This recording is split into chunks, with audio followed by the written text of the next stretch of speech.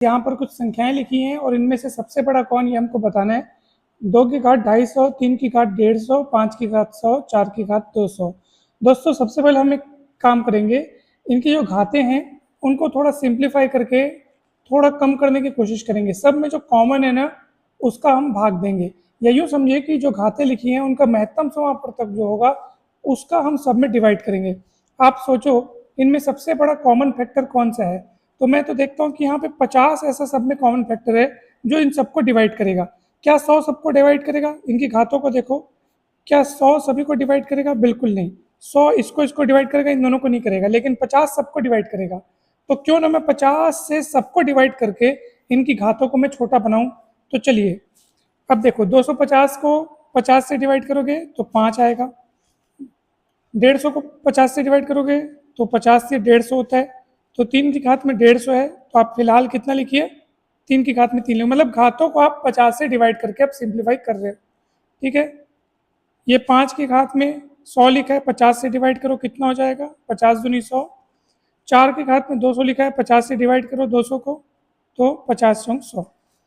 अब इनमें से आप तुलना कर लो, तो होगा क्या कि इनमें से जैसा क्रम होगा जो बड़ा या छोटा होगा उस हिसाब से ये भी होगा, क्योंकि हमने क्या किया, घातों को सबको क्या कर दिया, 50 से डिवाइड कर दिया दोस्तों। ठीक, चलिए 2 की घात 5 यानी 32, 3 की घात 3 यानी 27, 5 की घात 2 यानी 25, 4 की घात 2, 4 चौक 16, 16 चौक 64, 64 चौक 256। ठीक है फ्रेंड्स, अब आप देख लो कौन सबसे बड़ा, तो सबसे बड़ा ये दिख रहा है, यानी इनमें से सबसे बड़ा ये है। ठीक है, सेकंड नंबर पे कौन बड़ा है, सेकंड नंबर पे ये बड़ा है, यानी ये सेकंड नंबर पे आएगा, ये थर्ड नंबर पे, और सबसे छोटा जो है वो ये है। तो इस तरीके से क्रम निर्धारित हो गया। अगर आपके मन में ये प्रश्न उठ रहा है कि सर घातों को आपने 50 से डिवाइड किया वहां तक तो ठीक है, लेकिन 50 से ही क्यों किया, तो मैंने आपको बताया कि 50 कोई और नहीं बल्कि इन सब का महत्तम समापवर्तक है, यानी इन सब में से जो हाईएस्ट कॉमन फैक्टर निकलेगा, हाईएस्ट कॉमन निकाल सकते हो आप 50, महत्तम समापवर्तक निकालना है इनका। ठीक, तो ये 50 आ गया।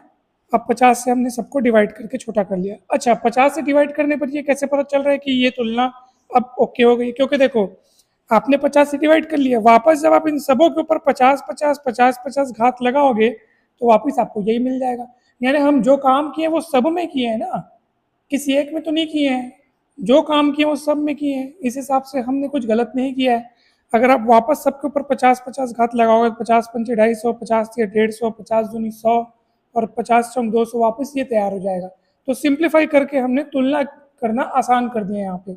मुझे उम्मीद है ये सवाल आपको अच्छे से समझ में आया होगा दोस्तों।